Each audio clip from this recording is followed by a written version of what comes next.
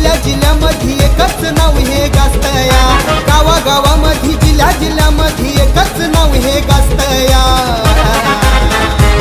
माझ्या राघोजीचं गाणं वाजतया तवा आदिवासी पोरग नाचतया, माझ्या